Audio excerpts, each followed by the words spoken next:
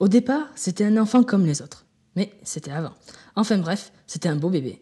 À l'école, pendant la récréation, il jouait seul aux petites voitures. Agacé, ses copains lui écrasaient ses voitures et lui les réparait. Enfin bref, sa passion commence là.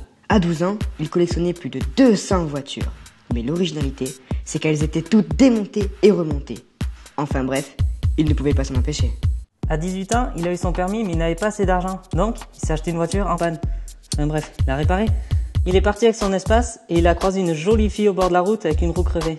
Il s'est arrêté. On aurait pensé qu'il aurait proposé à la fille de monter dans sa voiture. Mais non, il a réparé sa roue. Enfin bref, il a flashé dessus. Sur qui? Sur la voiture de la fille. Il a invité la fille à venir chez lui un week-end. Elle imaginait plus d'affinité avec lui. Mais non, il voulait juste lui réparer sa Uno. La fille trouvait Patrick drôle. Enfin bref, elle est restée. À 22 ans, diplôme de mécanique en poche, il se lance dans la mécanique de pointe. Enfin bref, il entretient les voitures de rallye. À 25 ans, déjà une réputation dans le milieu de la mécanique, jusqu'au jour de l'accident. Une erreur professionnelle qui aurait pu lui coûter l'usage de ses jambes, ou même la vie. Il se retrouva à l'hôpital, enfin bref, plusieurs opérations et des mois de rééducation.